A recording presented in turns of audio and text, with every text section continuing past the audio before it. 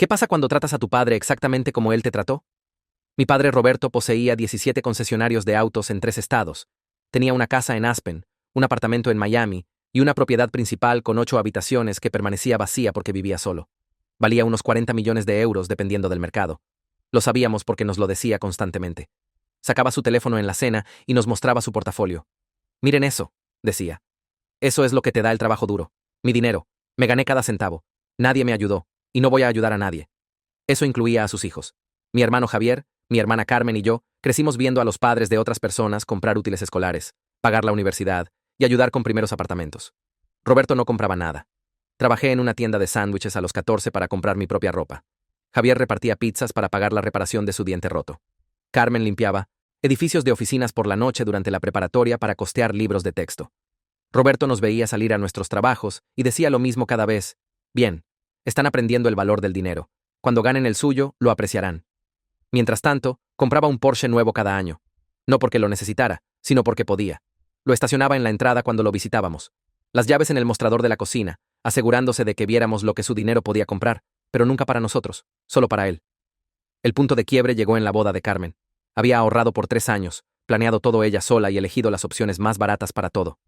Roberto apareció en un Bentley nuevo, usando un reloj que costaba más que toda la boda. Durante su discurso como padre de la novia, realmente dijo: Carmen planeó todo esto ella misma, lo pagó ella misma. No le di ni un centavo. Así crié a mis hijos para ser independientes. Algunos de ustedes probablemente piensan que debería haber ayudado, pero las limosnas crean debilidad. Los otros padres se veían horrorizados.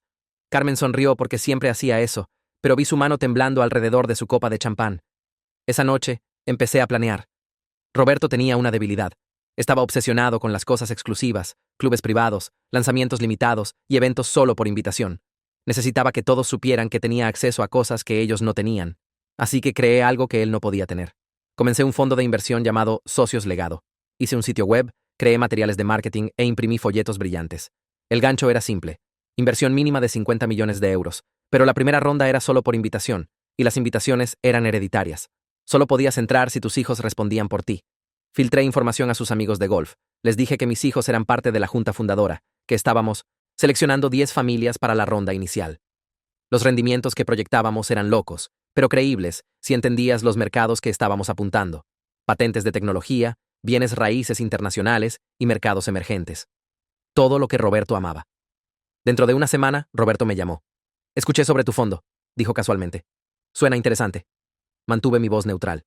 Sí, está yendo bien. Casi estamos llenos. Se aclaró la garganta. Entonces, ¿cómo consigue alguien información sobre unirse? Expliqué el requisito de respaldo de los hijos. Se rió. Eso es ridículo. ¿Qué saben los niños sobre dinero?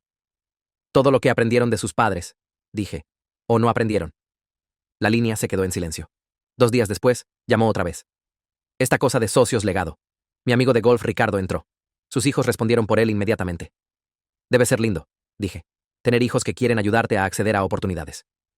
Otra pausa. Larga. Las llamadas siguieron llegando. Roberto empezó a mencionar lo exitosos que eran sus concesionarios, cuánto dinero tenía para invertir y cómo estaba buscando nuevas oportunidades. Pero nunca ofrecí. Ni Javier ni Carmen tampoco. Nos entrenó bien. No ayudábamos a nadie, ni siquiera a él. 3 semanas después, Roberto nos invitó a los 3 a cenar en el restaurante de carnes más caro de la ciudad. Nunca nos había invitado a cenar. Nunca había pagado nuestra comida. Pero ahí estaba, ordenando bistecs de 100 euros, hablando sobre familia y legado y construir cosas juntos. Entonces, sobre este fondo, finalmente dijo durante el postre. Creo que sería bueno para todos nosotros si me involucrara. ¿Por qué sería bueno para nosotros?, preguntó Carmen. Ya estamos en la junta. No necesitamos inversionistas. Necesitamos los inversionistas correctos. Personas cuyos hijos creen que merecen ser parte de construir algo especial. La cara de Roberto cambió. ¿En serio van a bloquearme de esta oportunidad? ¿Su propio padre? Javier se inclinó hacia adelante. ¿En serio nos bloqueaste de cada oportunidad toda nuestra vida? ¿Tus propios hijos?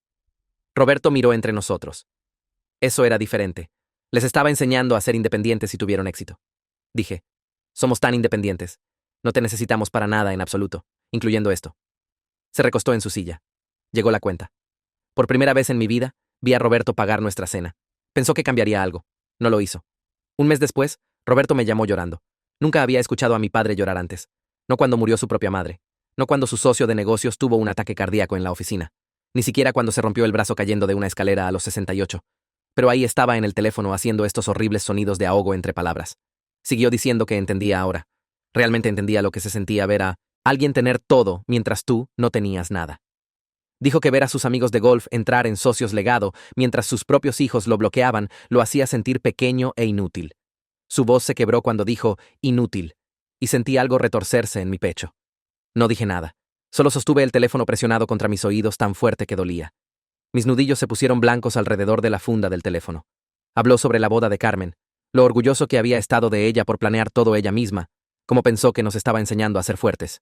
Dijo que nos veía salir para nuestros trabajos de adolescentes y se sentía satisfecho de que estuviéramos aprendiendo lo que él aprendió, que nadie nos daría nada. Pero ahora se daba cuenta de que salíamos porque teníamos que hacerlo, porque él eligió no ayudarnos, y probablemente lo odiábamos cada vez que salíamos por esa puerta. Su voz se quebró otra vez. Dijo que estaba avergonzado, que quería arreglar las cosas, que haría lo que fuera necesario para demostrar que había cambiado. Me quedé parado en mi cocina mirando fijamente la cafetera mientras mi padre lloraba y se disculpaba. Finalmente, le dije que necesitaba tiempo para pensar sobre todo esto, y colgué. Mi corazón latía tan fuerte que podía escucharlo en mis oídos. Llamé a Javier y Carmen enseguida. Los puse a ambos en línea juntos. Javier contestó al segundo timbre. Carmen al cuarto. Les dije que Roberto me acababa de llamar llorando y disculpándose por todo. Javier se rió. Ese sonido breve y amargo.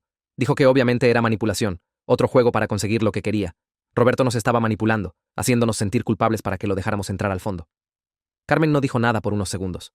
Luego preguntó silenciosamente si alguna vez habíamos pensado si lo que estábamos haciendo podría ser cruel. Javier explotó. Preguntó si hablaba en serio, si había olvidado trabajar, en los edificios de oficinas por la noche, durante la preparatoria, mientras Roberto pasaba en su Porsche. Carmen dijo que no había olvidado nada. Cada momento de sentirse inútil y excluida. Pero ahora éramos adultos con vidas decentes y carreras que construimos nosotros mismos. Continuar torturando a un anciano que claramente estaba sufriendo decía más sobre nosotros que sobre él.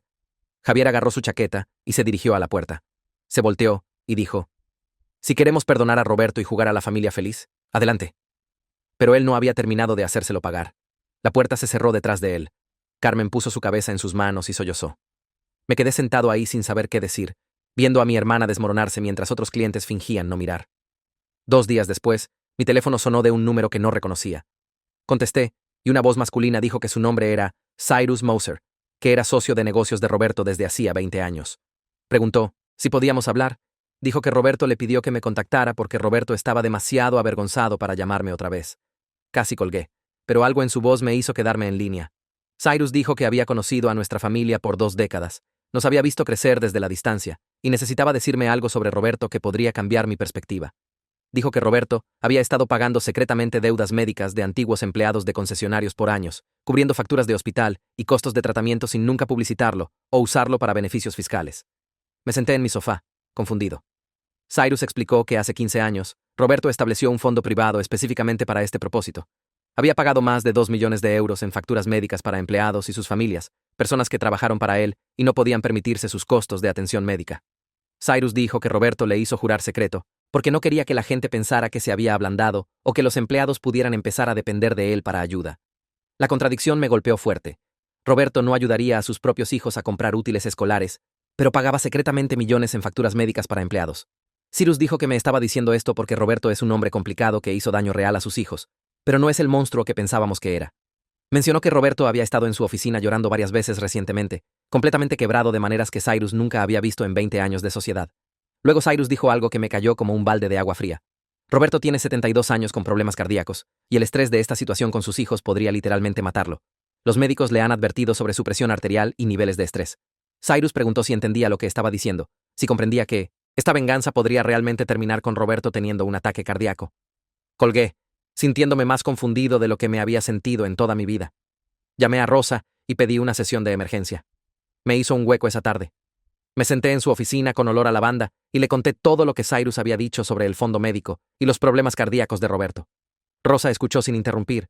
Luego preguntó qué estaba sintiendo. Dije que no sabía, que estaba enojado y culpable y confundido todo al mismo tiempo. Dijo que las personas pueden estar genuinamente dañadas por su pasado y aún ser responsables del daño que causan a otros. El trauma infantil de Roberto explica su comportamiento, pero no lo excusa. Se me permite sentir simpatía por su dolor y enojo por mi propio dolor simultáneamente. Esos sentimientos no se cancelan entre sí. Rosa se inclinó hacia adelante y dijo: la pregunta no es si Roberto merece simpatía o castigo, sino cómo quiero Que se vea mi relación con él en el futuro. ¿Quiero venganza o quiero un padre? Porque esos son caminos diferentes con resultados diferentes. Dijo que necesitaba decidir conscientemente, en lugar de solo continuar por el camino de la venganza, porque lo había comenzado. Salí de su oficina con más preguntas que respuestas, pero al menos las preguntas se sentían más claras. La noche siguiente, alguien tocó la puerta de mi apartamento. La abrí para encontrar a Catherine Grove, parada ahí viéndose enojada. Catherine es una amiga de la familia que nos conoce desde que éramos niños. Alguien que solía traernos galletas cuando Roberto no compraba comestibles. Pasó junto a mí hacia mi apartamento sin ser invitada. Se volteó y dijo que necesitaba decirme algo francamente porque nadie más lo haría. Lo que estamos haciendo a Roberto es cruel, y toda la comunidad está hablando de cómo sus propios hijos lo están torturando. Dijo que entiende que estamos heridos, que Roberto fue un padre terrible de muchas maneras, pero esta venganza nos hace ver mezquinos y vengativos. Empecé a defenderme, pero Catherine levantó su mano. Dijo que Roberto vino a su casa la semana pasada y se desplomó completamente en su mesa de cocina. Le dijo que había arruinado su relación con sus hijos y no sabía cómo arreglarla. Catherine vio a un hombre orgulloso que nunca mostró debilidad sollozar como un niño, y piensa que necesitamos saber que nuestra venganza ha logrado su objetivo. Si seguimos ahora, ya no estamos buscando justicia. Solo estamos siendo sádicos. Se fue sin decir adiós. Y me quedé parado en la puerta de mi apartamento viéndola caminar a su auto. Después de que Catherine se fue, me senté en mi sofá en la oscuridad por mucho tiempo. Nuestra venganza privada se había vuelto conocimiento público. Las personas nos estaban juzgando, tomando lados, y la historia estaba cambiando de Roberto era un padre terrible a sus hijos son crueles. Pensé en la satisfacción que sentí hace 6 semanas cuando Roberto primero llamó suplicando acceso al fondo falso. Ese sentimiento había desaparecido completamente ahora, reemplazado por algo que se sentía incómodamente como vergüenza. Personas que había conocido toda mi vida me estaban viendo diferente, y tal vez también tenían razón. Tomé mi teléfono y llamé a Maxwell. Contestó al segundo timbre. Le dije que podía dejar de fingir estar en el fondo legado, que estaba terminando todo. Maxwell soltó un largo suspiro y dijo que se sentía aliviado. Admitió que varios otros amigos del golf le habían estado haciendo preguntas detalladas sobre el fondo y había estado inventando información que se estaba volviendo más difícil de rastrear. Tuvo que inventar reportes trimestrales falsos y estrategias de inversión, y estaba preocupado de que alguien lo pillara en una mentira. Luego Maxwell dijo algo que me golpeó fuerte. Preguntó gentilmente si había considerado que tal vez había hecho mi punto, y era hora de terminar esto antes de que pasara daño real. Su voz era amable pero firme, y me di cuenta de que tenía razón. Me quedé despierto esa noche mirando el techo, incapaz de apagar mi cerebro. La historia de Roberto sobre crecer pobre siguió repitiéndose en mi cabeza. Recordé tener 14 años, llegando a casa de mi turno en la tienda de sándwiches, oliendo a pan y pepinillos, viendo ese nuevo Porsche en la entrada. La ira que sentí en ese entonces era tan pura y simple. Tenía dinero y no lo compartía con nosotros. Fin de la historia. Pero ahora seguía imaginándolo sentado solo en esa casa de 8 habitaciones, rodeado por todas esas cosas caras, aún sintiéndose como el niño asustado que se iba a la cama con hambre. Tal vez cada vez que compraba otro auto de lujo o revisaba su portafolio, estaba tratando de demostrarse que había escapado de la pobreza. Tal vez el miedo nunca se fue, sin importar cuántos millones acumuló. No, hacía que lo que nos hizo estuviera bien. Nada podía hacer eso estar bien, pero lo hacía triste de una manera para la que no estaba preparado. Pensé en Carmen en su boda, manos temblando alrededor de su copa de champán, mientras Roberto se jactaba de no ayudarla. Pensé en Javier repartiendo pizzas con un diente roto porque su propio padre no pagaría por el trabajo dental. Esos recuerdos aún me enojaban, pero ahora también me entristecían, porque Roberto probablemente estaba tan atrapado en su propio miedo que no podía ver lo que nos estaba haciendo. Mi teléfono vibró justo después de medianoche. El nombre de Javier se iluminó en la pantalla. Contesté e inmediatamente escuché el arrastre en su voz. Carmen quiere rendirse, dijo sin saludar. Me dijo esta noche que piensa que deberíamos terminar toda esta cosa del legado. Me senté en la cama, de repente completamente despierto. Las palabras de Javier salieron rápidas y enojadas. Siguió sobre cómo Carmen nos estaba traicionando, cómo habíamos planeado esto juntos, y ahora se estaba ablandando. Enumeró cada vez que Roberto nos había herido, su voz volviéndose más fuerte con cada recuerdo. El Porsche en la entrada, las actualizaciones del portafolio en la cena, el discurso de la boda de Carmen, mi uniforme de la tienda de sándwiches, su diente roto, las membresías del club de campo que Roberto presumía mientras trabajábamos en empleos de salario mínimo. Lo escuché despotricar por 10 minutos seguidos antes de finalmente entender lo que realmente estaba pasando. Javier no estaba enojado con Carmen. Estaba enojado con la idea de dejar ir su ira hacia Roberto, porque esa ira era lo único que lo protegía del dolor debajo. Mientras pudiera mantenerse enojado, no tenía que sentirse herido. Necesitamos hablar de esto cuando estés sobrio, le dije. Javier se quedó callado por un momento. Luego dijo algo que me rompió el corazón. Si dejo de estar enojado con él, ¿qué me queda? Solo el hecho de que mi propio padre no pensó que valía la pena ayudarme. Prefiero estar enojado. Colgó antes de que pudiera responder. Le mandé un mensaje a Carmen enseguida, y ella respondió inmediatamente como si hubiera estado esperando que la contactara. Sugirió que nos reuniéramos todos en su casa por la mañana. Apenas dormí el resto de la noche. Los tres nos sentamos alrededor de la mesa de la cocina de Carmen a las 9 de la mañana. Javier se veía terrible, sus ojos inyectados en sangre y sus manos temblando ligeramente mientras bebía el café que Carmen le hizo. Les conté todo lo que Cyrus había dicho sobre el fondo médico secreto de Roberto. Los 2 millones de euros que había gastado en 15 años pagando facturas médicas de empleados sin decirle a nadie. La cara de Javier pasó por varias emociones diferentes mientras hablaba.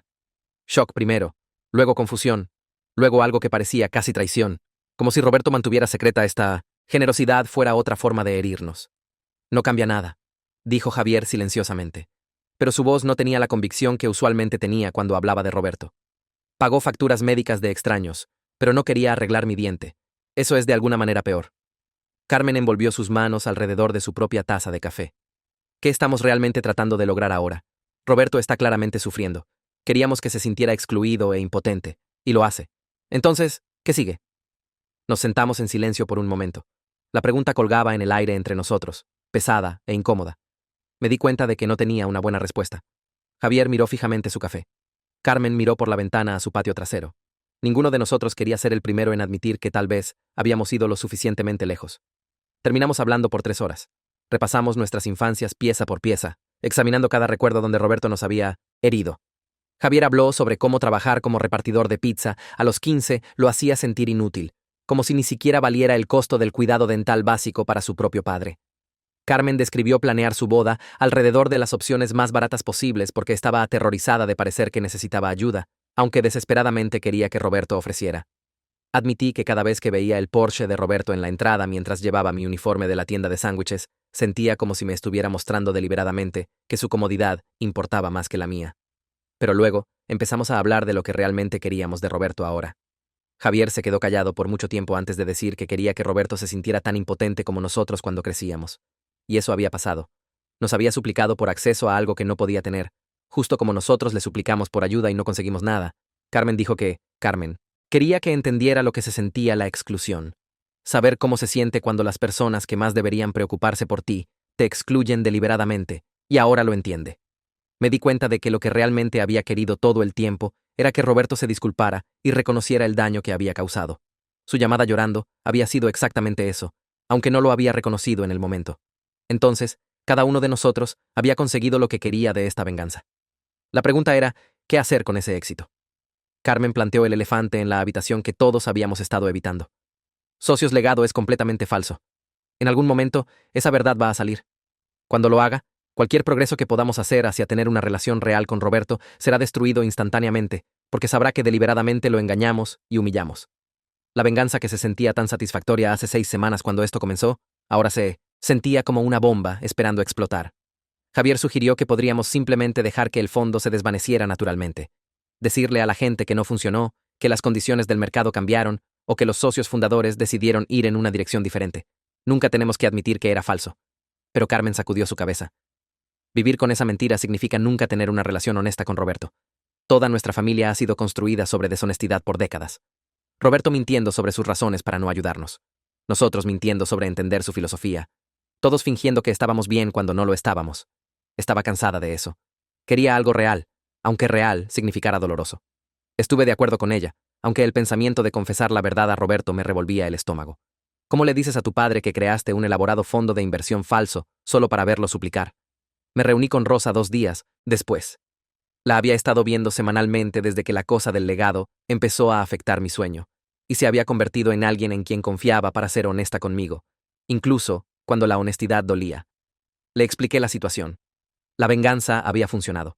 Roberto estaba sufriendo y arrepentido, pero ahora teníamos que decidir si confesar sobre el fondo falso o dejarlo desvanecerse y vivir con la mentira para siempre.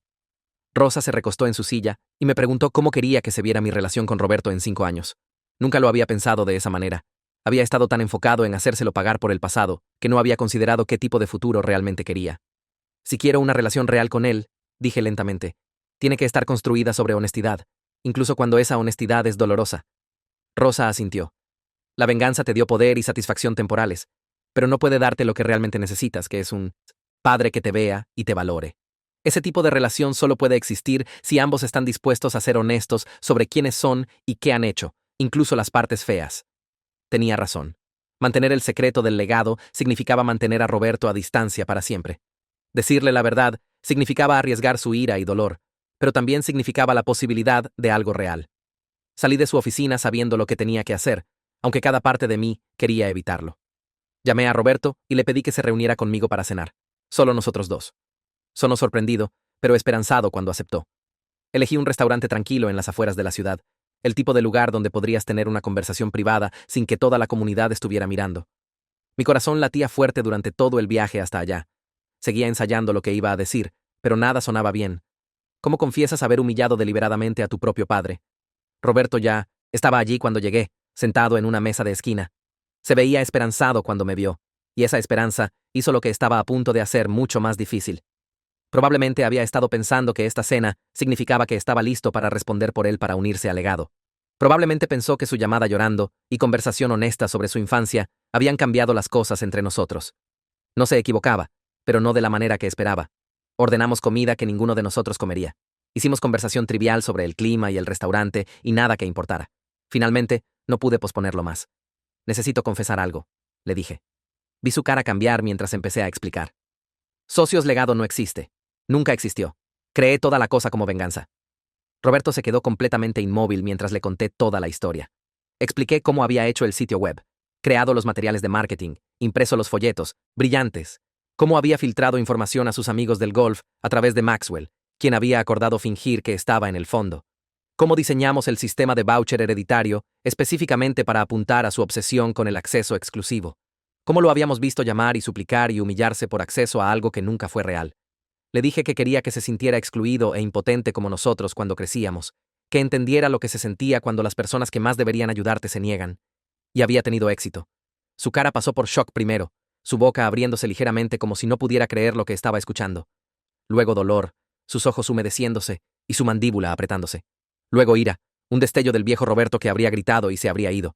Pero finalmente, su expresión se asentó en algo que parecía comprensión, que de alguna manera era peor de lo que habría sido la ira. Estuvo callado por mucho tiempo. Nuestra comida llegó y se quedó intacta entre nosotros. El mesero preguntó si todo estaba bien, y ambos dijimos sí automáticamente, aunque nada estaba bien. Finalmente, Roberto habló. Me lo merezco. Lo que me hiciste es exactamente lo que yo les hice a ustedes por décadas. La crueldad de esto realmente me ayuda a entender cuánto daño causé, porque sentirse tan humillado y manipulado es insoportable. Me miró directamente. ¿Me dijiste la verdad porque te sentías culpable o porque quieres intentar tener una relación real? No sabía cómo responder esa pregunta. Ambas se sentían ciertas al mismo tiempo. La culpa era real, sentada pesada en mi pecho como una piedra. Pero también lo era la curiosidad sobre quién era Roberto realmente cuando no estaba actuando riqueza o defendiendo sus decisiones.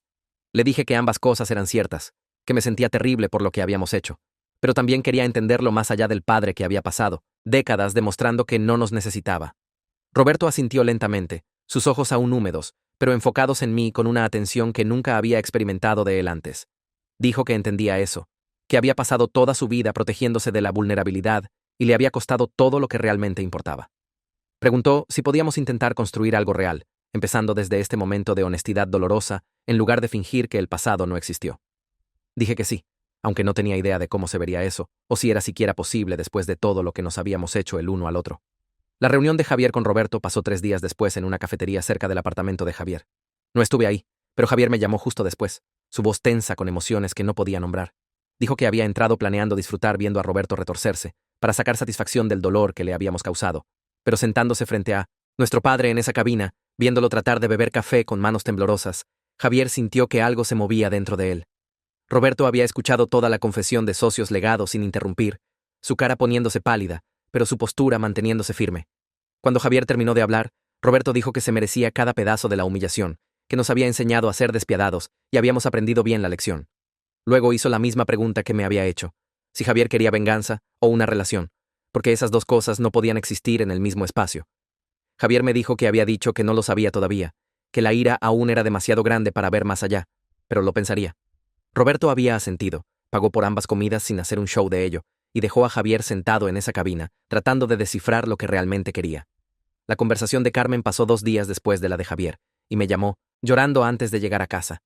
Dijo que había entrado a la reunión enojada, lista para hacer que Roberto entendiera exactamente cuánto daño había causado su discurso de boda.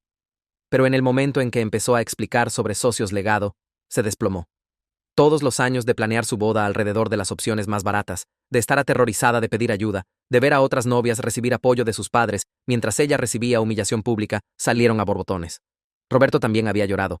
Realmente sollozó sentado frente a ella en el coffee shop y le dijo que pensó que estaba mostrando orgullo en su independencia cuando realmente estaba transmitiendo que no valía la pena ayudarla. Había dicho la misma cosa a ella que le había dicho a Javier y a mí, que se merecía la venganza, pero quería intentar construir algo más saludable si ella estaba dispuesta. Carmen me dijo que había dicho sí inmediatamente, que estaba cansada de estar enojada, y quería ver si podían tener una relación real. Pero también dijo que tenía miedo de que la juzgáramos por perdonar demasiado fácil, por ser blanda cuando Javier aún se aferraba a su ira como armadura. Catherine me llamó una semana después de que las 3 conversaciones habían pasado. Su voz era cuidadosa cuando dijo que había escuchado lo que hicimos, que Roberto le había contado sobre socios legados siendo falso, y sobre nosotros confesando la verdad. Dijo que pensaba que la venganza estaba mal, que humillar deliberadamente a alguien era cruel, sin importar lo que habían hecho para merecerlo. Pero también respetaba que hubiéramos dicho la verdad, en lugar de dejar que la mentira continuara para siempre. Mencionó que Roberto la había llamado llorando otra vez, pero esta vez el llanto era diferente. No estaba llorando por ser excluido o manipulado.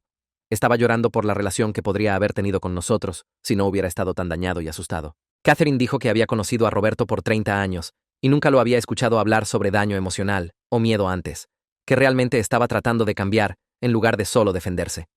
Pensó que deberíamos saber eso, que lo que sea que hubiéramos hecho había agrietado algo en él que necesitaba romperse. Le agradecí y colgué. Luego me senté en mi sofá mirando mi teléfono por 20 minutos. La venganza había funcionado exactamente como se planeó. Habíamos hecho que Roberto se sintiera excluido, desesperado y humillado. Lo habíamos forzado a suplicar y manipular y mostrarnos el lado feo de su obsesión con el acceso exclusivo. Pero también habíamos hecho algo que no habíamos planeado. Habíamos creado una situación tan dolorosa que forzó a todos nosotros a ser honestos por primera vez en nuestras vidas. El fondo falso era cruel, pero había llevado a conversaciones que nunca habríamos tenido de otra manera. No sabía si valía la pena o simplemente nos hacía a todos cómplices en perpetuar el ciclo de daño emocional de la familia. Roberto me llamó 2 semanas después de las confesiones y preguntó si los 3 nos reuniríamos con él. Su voz sonaba diferente, menos defensiva y más tentativa, como si no estuviera seguro de que diríamos que sí. Acordamos reunirnos en un restaurante neutral, ninguno de nosotros listo para ir a su casa todavía. Cuando llegamos, Roberto ya estaba ahí, y se veía mayor de alguna manera, como si el estrés de todo lo hubiera envejecido de maneras que su dinero no podía arreglar. Nos agradeció por venir, luego dijo algo que nos impactó a todos al silencio. Quería que intentáramos terapia familiar juntos, si estábamos dispuestos. Ya había encontrado una terapeuta que trabajaba con familias distanciadas tratando de reconciliarse y había hecho una cita para la semana siguiente. La cara de Javier pasó por sorpresa, sospecha y algo que podría haber sido esperanza. Carmen se extendió por la mesa y apretó la mano de Roberto, lágrimas ya comenzando.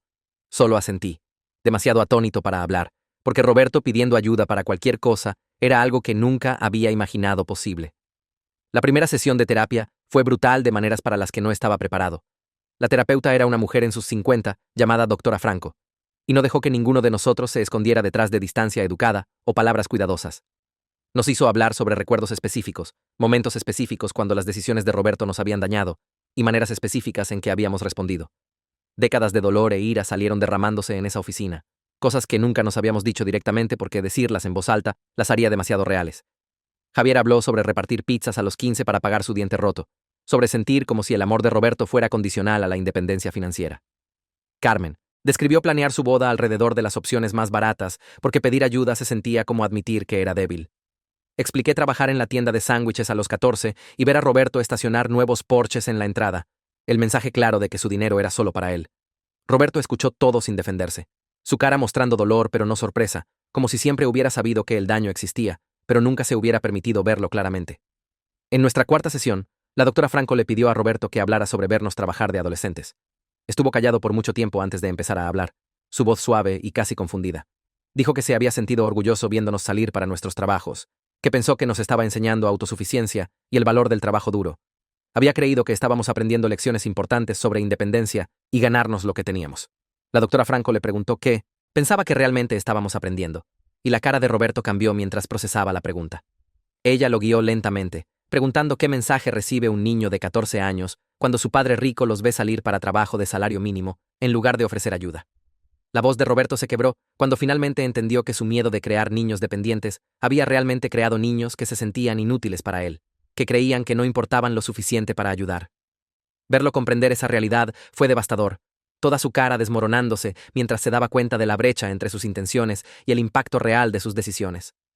Javier luchó más en terapia, su ira tan profunda que tomó 3 sesiones antes de que pudiera quedarse en la habitación por la hora completa. Saldría a la mitad demasiado enojado para seguir escuchando. Y Roberto se quedaría ahí sentado, viéndose roto pero sin tratar de detenerlo. Pero gradualmente algo se movió en Javier. En la 6ª sesión empezó a hablar sobre cómo trabajar a los 14 había moldeado cada relación que había tenido desde entonces. Cómo había aprendido que el amor era condicional a no necesitar nada de nadie. Describió alejar a novias que querían ayudarlo, rechazar apoyo de amigos, construir toda su identidad alrededor de no depender de nadie, porque depender de las personas significaba que probarían que no valías la pena ayudar. Roberto escuchó sin defenderse, sin explicar sus intenciones o su infancia, solo absorbiendo el dolor de Javier con lágrimas corriendo por su cara. Eso era nuevo. Roberto escuchando sin hacer que fuera sobre él mismo. Y vi a Javier notar la diferencia. El avance de Carmen llegó en la 8ª sesión, cuando la doctora Franco le pidió que hablara sobre su boda. La voz de Carmen tembló mientras explicaba planear todo alrededor de las opciones más baratas, eligiendo el lugar menos caro, y decoraciones y comida porque estaba aterrorizada de parecer que necesitaba ayuda. Desesperadamente quería que Roberto ofreciera apoyo. Había esperado hasta el día de la boda que él la sorprendiera con algún gesto que mostrara que importaba. En lugar de eso, había dado ese discurso sobre su independencia, sobre cómo no le había dado ni un centavo, y se sintió como confirmación pública de que no valía la pena ayudarla. Había sonreído durante todo porque eso es lo que siempre hacía, pero por dentro se sentía como si les estuviera diciendo a todos que no importaba lo suficiente para él como para romper sus reglas. Roberto se desplomó escuchando esto. Realmente sollozó en la oficina de la terapeuta, finalmente entendiendo cómo sus acciones se habían traducido para sus hijos. La doctora Franco lo dejó llorar por un rato antes de preguntar qué quería decirle a Carmen, y Roberto le dijo que lo sentía, que había estado tan enfocado en no crear debilidad, que había perdido cada oportunidad de mostrar amor. La doctora Franco preguntó a cada uno de nosotros qué necesitábamos de Roberto para seguir adelante. Las respuestas me sorprendieron por lo simples que eran, lo básicas que sonaban las peticiones cuando finalmente las dijimos en voz alta. Javier necesitaba que Roberto reconociera que hacer a un niño de 14 años financieramente independiente no era construcción de carácter, era negligencia. Necesitaba escuchar a Roberto decir que los padres se supone que ayuden a sus hijos, que ofrecer apoyo no crea debilidad, sino muestra que el niño importa. Carmen necesitaba que Roberto entendiera que ofrecer ayuda no es crear dependencia, es demostrar amor y cuidado. Necesitaba que viera que su miedo de hacernos débiles realmente nos había hecho sentir inútiles. Necesitaba que Roberto dejara de pensar en el dinero como una medida de valor, vernos como personas que valoraba más allá de nuestra habilidad de sobrevivir sin él. Roberto escuchó cada petición y las reconoció, sin defenderse o explicar su razonamiento. Solo dijo que entendía y trabajaría en cambiar esos patrones. Roberto empezó a hacer cambios después de esa sesión, pequeños cambios que se sentían significativos porque eran tan diferentes a él. Llamaba a cada uno de nosotros una vez por semana solo para hablar, no sobre dinero o negocios o inversiones, sino sobre nuestras vidas reales. Preguntaba sobre mi trabajo, qué estaba leyendo, cómo me sentía sobre todo lo que estaba pasando entre nosotros. Preguntaba a Javier sobre su liga de béisbol y su apartamento y su vida día a día. Preguntaba a Carmen sobre sus planes de embarazo y sus esperanzas de convertirse en madre. Las conversaciones eran incómodas al principio porque nunca habíamos tenido este tipo de relación. Nunca hablado sobre sentimientos o vida diaria o cualquier cosa que no fuera transaccional. Pero se volvió más fácil durante las semanas, las llamadas volviéndose menos rígidas y más naturales. Roberto estaba aprendiendo cómo ser un padre en lugar de solo un hombre rico que pasaba a tener hijos, y nosotros estábamos aprendiendo cómo dejarlo intentar. 3 meses después de haber confesado sobre socios legado, Roberto llamó y preguntó si vendríamos a su casa para cenar. Esa petición sola era inusual, pero luego añadió que quería cocinar para nosotros, lo cual fue impactante porque ninguno de nosotros había visto a Roberto cocinar nada. Llegamos a su propiedad esa noche, sin saber qué esperar, y lo encontramos en la cocina rodeado de caos. Estaba intentando hacer lasaña desde cero, el mostrador cubierto de salsa y queso y pasta, su camisa cara salpicada de tomate. Se estaba riendo de sí mismo, realmente riéndose del desastre que había hecho de una manera que nunca había presenciado antes. Levantó la vista cuando entramos y sonrió, admitiendo que había visto 6 videos diferentes de cocina y aún había logrado desastrar toda la cosa. Carmen empezó a ayudar, inmediatamente, mostrándole cómo hacer capas de pasta correctamente, mientras Javier agarró cervezas del refrigerador y yo puse la mesa. Trabajamos juntos en esa cocina por 1 hora, y se sintió más como familia que cualquier cosa que hubiéramos experimentado en nuestras vidas enteras. La lasaña salió mejor de lo esperado, un poco quemada en los bordes, pero sabiendo rica y buena de una manera que hizo que el caos de la cocina valiera la pena. Nos sentamos en la mesa del comedor de Roberto, la misma mesa donde solía mostrarnos su portafolio en su teléfono. Pero esta noche tenía platos desiguales y una bandeja de comida casera en lugar de comida cara para llevar. Roberto nos sirvió él mismo, sacando porciones generosas en cada plato, y lo vi moverse alrededor de la mesa con una facilidad que nunca había visto antes. Se sentó y nos miró a los tres, sus manos dobladas en la mesa, y empezó a hablar sobre algo que no esperaba. Había estado pensando sobre el fondo, médico de empleados que Cyrus mencionó, el que había mantenido secreto por 15 años, y se dio cuenta de algo que lo incomodó. Podía ser generoso con extraños, podía pagar millones en facturas médicas para personas que apenas conocía, pero no podía ayudar a sus propios hijos con cosas básicas como útiles escolares o trabajo dental. La realización se asentó pesada en la habitación, y la voz de Roberto se quedó silenciosa cuando dijo que entendía ahora que no se trataba de enseñarnos independencia. Se trataba de protegerse de la vulnerabilidad. Hizo una pausa, jugó con su lasaña, luego nos dijo que quería hacer algo diferente en el futuro. Estaba estableciendo fondos educativos para cada uno de nosotros, no para que los usáramos ahora, sino para nuestros futuros hijos, nuestros nietos que aún no existían. El dinero estaría ahí cuando lo necesitáramos, mantenido en fideicomiso, sin ataduras. No se trataba de que necesitáramos su dinero ahora, dijo, sino de él queriendo contribuir a las vidas de sus futuros nietos de maneras que nunca contribuyó a las nuestras. El tenedor de Carmen se detuvo a mitad de camino a su boca, y Javier miró fijamente a Roberto como si estuviera tratando de descifrar si esto era otra manipulación. Pero Roberto solo se sentó ahí, viéndose más pequeño de alguna manera, a pesar de la casa cara alrededor de nosotros, esperando nuestra respuesta. El silencio se extendió hasta que Javier finalmente habló, su voz más dura de lo que el momento parecía requerir. Hizo la pregunta que todos estábamos pensando. ¿Por qué Roberto podía hacer esto ahora pero no pudo cuando éramos niños trabajando empleos de salario mínimo para permitirnos necesidades básicas? Roberto bajó su tenedor y miró a Javier directamente, no evitando la pregunta o desviando como habría hecho meses atrás. Explicó que la terapia le había ayudado a ver algo sobre sí mismo que nunca había entendido, que su miedo a la pobreza no se trataba realmente de dinero en absoluto. Era miedo a la vulnerabilidad, miedo de admitir que importábamos más que su cuenta bancaria, porque todos a los que les había importado lo habían abandonado. Su padre se fue cuando tenía 6 años. Su madre murió cuando tenía 19, y había construido toda su vida alrededor de nunca necesitar a nadie o dejar que nadie lo necesitara. Ayudarnos habría significado admitir que éramos más importantes que su dinero, y eso lo aterrorizaba de maneras que no podía articular hasta que la terapia lo forzó a mirarlo. Dijo que no era una excusa, solo una explicación, y sus manos temblaron ligeramente mientras hablaba. La cara de Javier pasó por varias expresiones, ira y confusión, y algo que podría haber sido comprensión antes de mirar hacia abajo a su plato. La explicación tenía sentido de una manera que se sentía tanto satisfactoria como triste, porque significaba que la crueldad de Roberto venía del daño más que de la malicia, y eso era de alguna manera más difícil de odiar. Carmen bajó su tenedor y se limpió la boca con su servilleta, el movimiento lento y deliberado, como si estuviera comprando tiempo para descifrar qué decir. Miró a Roberto, luego a mí y a Javier, luego de vuelta a Roberto antes de hablar. Nos dijo que estaba embarazada, las palabras saliendo planas y factuales, y la habitación se quedó completamente inmóvil. Había descubierto 2 semanas atrás, y no había estado segura de si quería compartir la noticia con Roberto. No había sabido si lo quería involucrado en la vida de su hijo, dado todo lo que había pasado entre nosotros.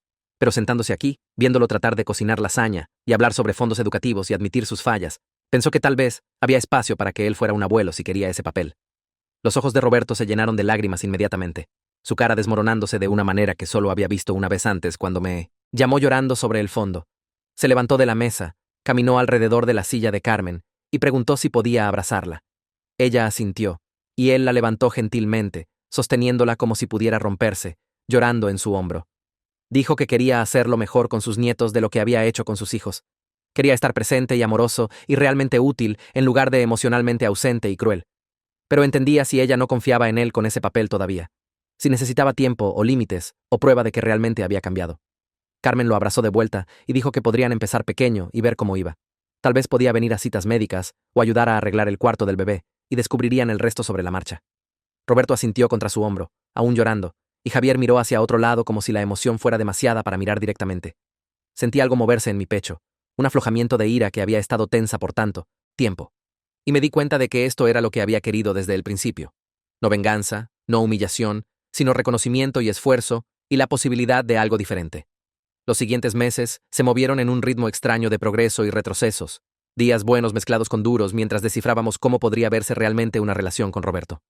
No era perfecto, y había momentos cuando emergían viejos patrones, cuando Roberto decía algo desconsiderado sobre dinero o independencia, y todos nos tensábamos. Javier luchó más con la confianza, su ira corriendo más profunda que la mía o la de Carmen, y había veces que atacaría a Roberto por cosas pequeñas que llevaban el peso de décadas. Pero también había buenos momentos que se sentían casi normales, como cuando Roberto se apareció en la cita de ultrasonido de Carmen sin que le pidieran, sentándose en la sala de espera por 2 horas solo para ver la pantalla por 5 minutos. Me llamó un martes para pedir consejo sobre un libro que estaba leyendo, alguna biografía de negocios que le recordó sus primeros días de concesionario, y hablamos por 40 minutos sobre nada importante. Le mandó a Javier un meme sobre béisbol que era realmente divertido, y Javier respondió con un emoji riendo, y ese pequeño intercambio se sintió como progreso. Estábamos aprendiendo cómo ser una familia en lugar de solo personas relacionadas por sangre y trauma compartido.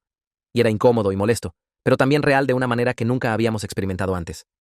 Roberto empezó a aparecer para cosas, no con dinero o grandes gestos, sino con su presencia real, y eso importó más de lo que esperaba. Roberto vendió 2 de sus concesionarios en abril, una decisión que impactó a todos los que lo conocían porque esos concesionarios eran rentables y los había construido de la nada. Pero nos dijo que no necesitaba 17 concesionarios, no necesitaba seguir expandiendo su imperio, y el dinero de la venta podía hacer más bien en otro lugar. Lo usó para establecer una fundación para niños de familias de bajos ingresos, proporcionando útiles escolares, ropa, fondos de emergencia para facturas médicas o crisis de vivienda, todas las cosas que habíamos necesitado de niños que él nunca proporcionó. La nombró por su madre, la mujer que trabajó 3 empleos y aún no pudo mantenerlos alimentados, y preguntó si serviríamos en la junta con él. La petición se sintió significativa, como si nos estuviera invitando a algo significativo en lugar de solo tirar dinero a un problema. Se sintió como si estuviera tratando de sanar su propia infancia mientras hacía las paces con nosotros, dándole a otros niños lo que deseaba haber tenido y lo que debería habernos dado. Todos acordamos unirnos a la junta, incluso Javier, quien permaneció escéptico sobre las motivaciones de Roberto, y empezamos a reunirnos mensualmente para revisar aplicaciones y distribuir fondos. El trabajo nos juntó regularmente de una manera que se sintió con propósito, y vi a Roberto interactuar con las familias que ayudamos con emoción genuina. Se sentó frente a una madre soltera que necesitaba dinero para abrigos de invierno y útiles escolares de sus hijos, y sus ojos se humedecieron cuando ella le agradeció. Habló con los niños con una gentileza que nunca había experimentado de él, preguntando sobre sus materias favoritas y qué querían ser cuando crecieran, realmente escuchando sus respuestas. Javier señaló la ironía un día después de una reunión de la junta, cómo Roberto podía ser generoso con los hijos de extraños, pero no pudo con los suyos. Y Roberto no se defendió o explicó. Solo dijo que estaba tratando de ser mejor, que no podía cambiar el pasado, pero podía hacer cosas diferentes ahora. Y Javier asintió lentamente, como si tal vez eso fuera suficiente. Seguí viendo a Rosa cada 2 semanas, trabajando a través de los sentimientos complicados de ver a mi padre cambiar mientras lamentaba el padre que necesité de niño. Me ayudó a entender que ambos sentimientos podían existir al mismo tiempo, que podía apreciar quién estaba volviéndose Roberto mientras aún estaba enojado sobre quién era cuando más lo necesité. La venganza con el fondo de inversión falso me había dado poder temporalmente, una sensación de control y satisfacción viéndolo suplicar por acceso a algo que no existía. Pero el perdón me estaba dando algo más duradero, algo que se sentía como relación real, en lugar de solo satisfacción. Rosa explicó que el perdón no significaba olvidar lo que pasó o fingir que no dolió. Significaba elegir seguir adelante sin dejar que la ira controlara todo. No estaba seguro de haber perdonado completamente a Roberto todavía. No estaba seguro de que eso fuera posible, pero estaba aprendiendo a existir en el espacio entre ira y aceptación. Las sesiones de terapia me ayudaron a ver que lo que realmente quería no era venganza o incluso disculpa, sino conexión, y eso requería dejar ir la necesidad de castigarlo para siempre. 6 meses después de haber confesado sobre el fondo falso, tuvimos nuestro primer encuentro familiar que se sintió genuinamente normal. Nos reunimos en la casa de Roberto para cenar. No había ocasión especial o requisito de terapia, solo nosotros 4 comiendo juntos. La conversación fluyó naturalmente sin la cualidad forzada de intentos anteriores, y había risa real que no se sentía incómoda o rara. Roberto contó una historia sobre sus primeros días de concesionario, cuando accidentalmente ordenó 200 autos en lugar de 20, porque leyó mal un formulario y lo hizo divertido en lugar de usarlo para presumir sobre sus habilidades de negocios. Se rió de sí mismo, del pánico y estupidez de su yo más joven, y se sintió autodespectivo de una manera que nunca había sido antes. Javier hizo una broma sobre la cocina de Roberto mejorando desde el desastre de la lasaña, y Roberto se rió genuinamente en lugar de ponerse defensivo, y la facilidad de todo hizo que algo se relajara en mis hombros. Carmen captó mi mirada al otro lado de la mesa y sonrió, y me di cuenta de que esto era por lo que habíamos estado luchando todo el tiempo. No venganza, no castigo, Ni siquiera disculpa, sino este momento ordinario de cena familiar donde las personas realmente se agradaban. Se sintió simple y profundo al mismo tiempo, como si finalmente hubiéramos encontrado algo que valía la pena tener.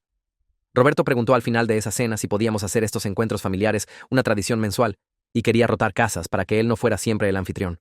Dijo que quería ver cómo vivíamos, quería ser parte de nuestras vidas regulares en lugar de solo el padre rico en la casa grande y vacía. El mes siguiente, vino a mi apartamento con bolsas de comestibles e ingredientes para cenar, y cocinamos juntos en mi cocina diminuta, que no era nada como su costosa. Hicimos pasta desde cero, harina cubriendo el mostrador y nuestras manos, hablando sobre todo y nada mientras trabajábamos. Preguntó sobre mi trabajo y realmente escuchó mi respuesta. Preguntó sobre Sara y cuándo la conocería apropiadamente. Me contó sobre un artículo que había leído sobre mercados emergentes que le hizo pensar en mí.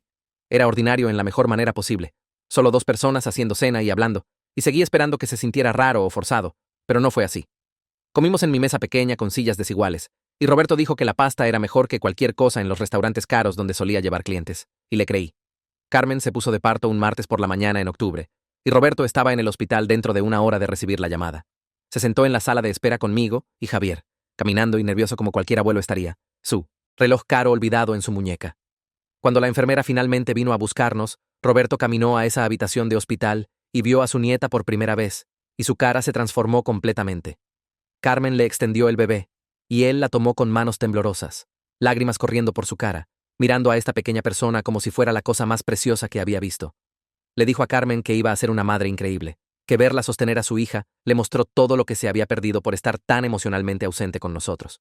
Dijo que vernos convertirnos en padres le estaba enseñando lo que debería haber sido, y estaba agradecido de que le estuviéramos dando una oportunidad de estar presente ahora, de ser el abuelo que debería haber sido padre.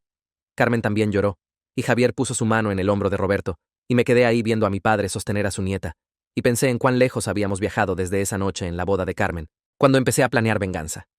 La sesión de terapia 3 semanas después se sintió diferente desde el inicio. Javier se sentó en la silla con brazos cruzados fuerte contra su pecho, su mandíbula apretada de esa manera que significaba que estaba reteniendo algo. Rosa se dio cuenta inmediatamente y le preguntó qué tenía en mente. Sacudió su cabeza al principio, no dijo nada, pero Roberto lo estaba mirando con esta expresión que nunca había visto antes, como si se estuviera preparando para lo que fuera que venía. Rosa esperó, paciente como siempre, y finalmente la cara de Javier se desplomó, y empezó a hablar sobre tener 15 años con un diente roto. Describió repartir pizzas bajo la lluvia, contar propinas al final de cada turno, calculando cuántas semanas más hasta que pudiera permitirse el trabajo dental. Su voz se quebró cuando dijo que la peor parte no era el dolor físico, sino llegar a casa para ver el nuevo Porsche de Roberto en la entrada, sabiendo que su padre podría haber arreglado su diente con cambio suelto, pero eligió no hacerlo. Miró directamente a Roberto y dijo que se sentía inútil, como si no valiera el costo del cuidado básico. Y ese sentimiento nunca se fue realmente, incluso ahora como adulto. La habitación se quedó completamente silenciosa. Las manos de Roberto temblaban en su regazo. Abrió su boca 2 veces antes de que salieran palabras. Y cuando salieron, no había explicación o justificación, solo un reconocimiento simple de que había fallado a Javier, y estaba mal. Javier empezó a llorar, verdadero sollozar que sacudió todo su cuerpo, y Roberto preguntó silenciosamente si podía abrazarlo. Javier asintió, y se abrazaron en el medio de la oficina de Rosa mientras décadas de dolor acumulado empezaron a agrietarse y drenar. Vi a mi hermano y padre abrazarse por lo que podría haber sido la primera vez en 20 años, y sentí mi propia garganta apretarse con emoción que no sabía cómo nombrar. Rosa nos dijo la semana siguiente que nuestra familia había hecho progreso notable, pero nos advirtió que la sanación no era una línea recta y deberíamos esperar retrocesos. Tenía razón sobre eso. Aún había momentos cuando Roberto decía algo que activaba a uno de nosotros, cuando sus viejos patrones de pensamiento emergían de maneras pequeñas, cuando la confianza entre nosotros se sentía tan delgada y frágil como vidrio. Una noche en la cena, hizo un comentario casual sobre responsabilidad financiera, y Javier se quedó completamente silencioso, su cara cerrándose de esa manera familiar. Pero en lugar de dejar que el momento destruyera todo, lo hablamos. Roberto se detuvo, se disculpó, explicó lo que realmente había querido decir versus cómo había sonado. Javier le dijo por qué el comentario dolió, y Roberto escuchó sin ponerse defensivo. Era desordenado e incómodo, pero estábamos aprendiendo a trabajar a través de estos momentos en lugar de dejarlos acumularse en muros entre nosotros. La fragilidad ya no me asustaba tanto porque estaba empezando a creer que podíamos manejarla. Roberto empezó a aparecer en los juegos de béisbol amateur de Javier en abril. Javier jugaba en una liga de fin de semana para tipos que aún amaban el deporte pero nunca se volvieron profesionales. Y Roberto nunca había asistido a un solo juego cuando Javier jugaba en la preparatoria. Javier actuó como si no importara cuando Roberto primero preguntó si podía venir, encogiéndose de hombros y diciendo, seguro de esta manera casual que no coincidía con la tensión en sus hombros. También fui a ese primer juego, y vi a Roberto sentarse en las gradas usando jeans y una camisa regular, animando cuando Javier llegó a batear. Javier conectó un jonrón en la quinta entrada, y vi su cara transformarse mientras corrió las bases, esta gran sonrisa rompiéndose mientras escuchó a Roberto gritando su nombre desde las gradas. Después del juego, Roberto caminó hacia Javier y le dijo que estaba orgulloso de él. Y Javier se quedó ahí por un segundo antes de decir que era la primera vez que había escuchado esas palabras. Se abrazaron otra vez, más corto esta vez, pero igualmente significativo. Y me di cuenta de que estos pequeños momentos ordinarios estaban construyendo algo que nunca habíamos tenido antes. El cumpleaños de Carmen llegó a principios de junio, y Roberto se apareció en su casa con un paquete envuelto que se veía hecho en casa en lugar de comprado en tienda. Ella lo abrió para encontrar un álbum de fotos que había armado él mismo, lleno de fotos de su infancia que había sacado del almacén y organizado cronológicamente. Cada página tenía una nota en su letra sobre un recuerdo específico, cosas que atesoraba sobre ella que nunca le había dicho. Lloró leyendo su nota sobre su determinación y fortaleza, cualidades que siempre había admirado pero se las guardó porque pensó que reconocerlas la haría blanda. Lemaimbas dijo a través de lágrimas que esto significaba más que cualquier cantidad de dinero jamás podría. Y dijo que estaba empezando a entender que los regalos caros que solía dar eran realmente solo maneras de evitar conexión emocional real. Se sentaron juntos en su sofá, repasando el álbum página por página. Y los escuché riendo sobre algunas de las fotos viejas, recordando momentos de una infancia que había sido más dura de lo que debería haber sido, pero aún tenía algunos buenos recuerdos que valían la pena mantener. Presenté a Roberto a Sara en julio, nervioso sobre cómo actuaría, aunque había estado yendo mucho mejor. Nos reunimos en un restaurante casual, nada elegante, y vi a Roberto estrechar su mano y hacer preguntas genuinas sobre su trabajo como maestra. Quería saber sobre sus estudiantes, su enfoque a la educación, qué encontraba más gratificante sobre el trabajo. Sara se relajó mientras la conversación continuó, y pude ver su sorpresa de cuán diferente era de las historias que le había contado. Después de la cena, Roberto me apartó mientras Sara estaba en el baño y me dijo que parecía maravillosa, y estaba feliz de que hubiera encontrado a alguien que claramente me amaba. Era el tipo de aprobación paternal que nunca pensé que experimentaría. Este reconocimiento simple de que se preocupaba por mi felicidad y quería cosas buenas para mí. Sara dijo después que había esperado a alguien frío y distante basado en mis historias, pero el hombre que conoció parecía genuinamente interesado en construir una relación con ella. Le dije que las personas pueden cambiar si están dispuestas a hacer el trabajo, y aún me estaba acostumbrando a creer eso. Un año después de haber confesado sobre Socios Legado, nos reunimos en la casa de Roberto para Navidad, y la atmósfera era completamente diferente de cada fiesta que recordaba. Había calor real en las habitaciones, risa que sonaba genuina en lugar de forzada, conversaciones que iban más allá de cortesías superficiales hacia conexión real. Roberto le dio a cada uno de nosotros regalos que mostraban que había estado prestando atención a nuestras vidas reales, en lugar de solo comprar objetos caros para presumir su riqueza. Le dio a Javier una pelota de béisbol firmada del año novato de su jugador favorito, algo que Javier había mencionado querer meses atrás de pasada. Le dio a Carmen una primera edición de su libro favorito de la infancia con una inscripción sobre cómo verla leer a su hija. Le recordó momentos que se había perdido. Me dio una foto enmarcada de nosotros cuando tenía 5 años. Una de las pocas fotos donde realmente me estaba sonriendo en lugar de a la cámara. Los regalos no se trataban del dinero gastado, sino del pensamiento y atención detrás de ellos. Y ese cambio se sintió más significativo que cualquier disculpa. Roberto nos reunió en la sala después de haber abierto regalos y dijo que había estado pensando sobre su legado, qué quería dejar atrás cuando se fuera. Dijo que había pasado toda su vida construyendo concesionarios de autos y acumulando dinero, pero se daba cuenta ahora de que nada de eso importaba tanto como las relaciones que casi había destruido a través de su miedo y egoísmo. Nos dijo que estaba actualizando su testamento para incluir donaciones sustanciales a causas que cada uno de nosotros apreciaba, cosas que reflejaban nuestros valores en lugar de su deseo de ser recordado como rico. Nos quería involucrados en esas decisiones, no porque fuera nuestro dinero, sino porque quería construir algo significativo juntos, que lo sobreviviera. Javier preguntó por qué esto importaba ahora, cuando nunca se había preocupado por nuestro input antes. Y Roberto dijo honestamente que enfrentar su propia mortalidad a los 73 le hizo darse cuenta de que no quería morir solo en su casa grande y vacía, rodeado de cosas caras que no significaban nada. Quería morir sabiendo que había contribuido a algo más grande que él mismo y que sus hijos no lo odiaban. Javier anunció su compromiso con su novia Amanda en febrero, y la respuesta de Roberto mostró cuánto había cambiado. Preguntó si podía contribuir a la boda, no para presumir o controlar todo, sino porque quería ser parte de este momento importante en la vida de Javier. Javier aceptó después de hablarlo con Amanda, y se sentaron juntos para planear un presupuesto que respetara las decisiones de Javier mientras permitía a Roberto ayudar de maneras significativas. Roberto no trató de mejorar todo o presionar por un lugar más caro. Solo escuchó lo que Javier y Amanda querían y descifró cómo podía apoyar esa visión. En la boda en mayo, el discurso de Roberto fue sobre la fortaleza y carácter de Javier, la resistencia que desarrolló a través de toda la dificultad que Roberto le había hecho pasar, y cuán orgulloso estaba de ver a Javier construir una vida basada en amor genuino y asociación en lugar de miedo y aislamiento. No había un ojo seco en la habitación. Y después, varias personas me dijeron que nunca habían visto un discurso de padre del novio tan honesto y vulnerable. La hija de Carmen, Sofía, dio sus primeros pasos en una cena familiar en junio, tambaleándose a través de la alfombra de la sala mientras todos mirábamos y animábamos. Roberto estaba ahí para verlo, sentado en el piso con brazos extendidos, alentando a Sofía a caminar hacia él. Carmen estaba detrás de Sofía con manos flotando protectoramente, y vi su cara cuando Roberto recogió a Sofía y besó su frente con tan obvio amor y alegría. Más tarde esa noche, Roberto le dijo a Carmen que era el tipo de madre que deseaba haber tenido creciendo. Y verla ser padre con tanta paciencia y amor incondicional le estaba enseñando cosas que se había perdido durante su propia infancia y nuestras infancias. Carmen dijo que tenerlo como abuelo involucrado estaba sanando, algo que ni siquiera sabía que estaba roto. Este agujero donde un padre amoroso debería haber estado, que se estaba llenando lentamente a través de su relación con Sofía. Rosa me dijo, en lo que resultó ser nuestra sesión final de terapia, que lo que nuestra familia había logrado era raro. Que la mayoría de las distancias no sanan porque alguien no está dispuesto a hacer el trabajo requerido. Dijo que la venganza de Socios Legado había sido un catalizador que forzó honestidad cuando nada más habría roto las defensas de Roberto. Y aunque no recomendaba ese enfoque en general, en nuestro caso específico, había llevado a algo real y transformativo. Le dije que estaba agradecido por la relación que tenía con Roberto ahora, esta conexión creciente construida sobre honestidad y esfuerzo, aunque aún lamentaba el padre que había necesitado de niño y nunca tendría. Dijo que ambos sentimientos podían existir juntos, que la sanación no borraba el pasado, sino creaba espacio para algo diferente en el presente.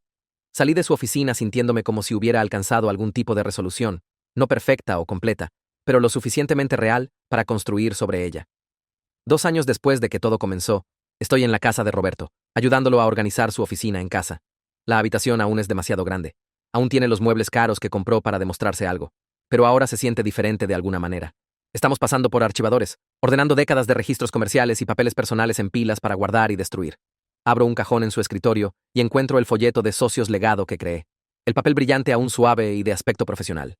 El logo falso de la compañía que diseñé me mira y lo levanto sin decir nada. Roberto mira desde donde está empacando documentos fiscales viejos, y su cara cambia cuando ve lo que estoy sosteniendo. Ambos empezamos a reír al mismo tiempo. Esta risa, genuina compartida que habría sido imposible hace 3 años. Toma el folleto de mí y lo examina como si fuera algún tipo de documento histórico, sacudiendo su cabeza por los detalles elaborados que incluí. Las fotos falsas de miembros de la Junta, los retornos proyectados que parecían tan creíbles, todo el sistema de invitación hereditario diseñado específicamente para explotar su debilidad por acceso exclusivo. Me dice que está casi agradecido por eso, porque su orgullo nunca le habría permitido admitir que necesitaba cambiar sin estar completamente roto primero. A veces tienes que perder todo para descifrar lo que realmente importa, dice. Y me doy cuenta de que está hablando de más que solo el fondo de inversión falso. Seguimos ordenando su oficina, pero el humor ha cambiado a algo cómodo y fácil. Pregunta si pienso que es un buen padre ahora, y la pregunta me toma desprevenido porque Roberto nunca solía pedir validación o aprobación sobre nada. Le digo, honestamente, que es un padre mucho mejor de lo que era, y eso es lo que importa. Explico que estoy aprendiendo a apreciar quién es ahora mientras acepto que no puedo recuperar la infancia que necesité. El niño de 14 años trabajando en la tienda de sándwiches siempre será parte de mí, y ninguna cantidad de conexión presente puede borrar esos años de sentirme inútil para él. Se sienta en su silla del escritorio y dice, eso es justo, y más gracia de la que probablemente merezco. Y me doy cuenta de que finalmente ha aprendido humildad. El hombre que solía mostrarnos su portafolio en la cena y presumir sobre ganar cada centavo sin ayuda, ahora puede admitir que estaba equivocado. Terminamos de organizar su oficina y bajamos por café. Y me cuenta sobre una llamada que recibió de Javier ayer solo para charlar sobre nada importante. Nuestra familia no es perfecta, y aún hay sentimientos complicados y tensiones ocasionales que salen sin aviso. El mes pasado, Javier se enojó cuando Roberto ofreció ayudar con su pago de hipoteca. Viejos patrones surgiendo antes de que lo habláramos. Carmen a veces se queda callada durante cenas familiares cuando ciertos temas surgen, y puedo verla recordando su boda y ese discurso horrible. Pero estamos construyendo algo real, basado en honestidad y esfuerzo, en lugar de fingir que el pasado no pasó. Roberto llama regularmente solo para verificar, no sobre negocios o dinero, sino sobre nuestras vidas reales. Se aparece para momentos importantes como la celebración de promoción laboral de Javier y la primera fiesta de cumpleaños de la hija de Carmen. Genuinamente, se preocupa por nuestras vidas, más allá de nuestra habilidad de ser autosuficientes, preguntando sobre mi relación con Sara y recordando detalles de conversaciones anteriores. Está aprendiendo que el amor no se trata de retener ayuda para construir carácter, sino de aparecer consistentemente y preocuparse profundamente por las personas que importan. En nuestra cena familiar mensual la semana siguiente, Miro alrededor de la mesa a Roberto riendo con Javier sobre algo que pasó en el concesionario. Carmen está amamantando a su hija Sofía mientras habla con Sara sobre algún libro que ambas leyeron. La mesa está llena de comida que todos contribuyeron. No comidas caras de steakhouse, sino platos normales de cena familiar. Roberto tiene 74 años ahora, y aunque no podemos recuperar los años perdidos, estamos aprovechando al máximo el tiempo que nos queda. Sara aprieta mi mano bajo la mesa, y me doy cuenta de que esto es lo que quería todo el tiempo. No venganza, sino familia. El esquema de socios legado fue cruel, y no estoy orgulloso de cuán lejos lo llevé, pero rompió a través de décadas de disfunción para crear espacio para algo más saludable. Estamos construyendo una relación basada en quiénes somos realmente en lugar de quienes deseábamos haber sido, y eso se siente suficiente.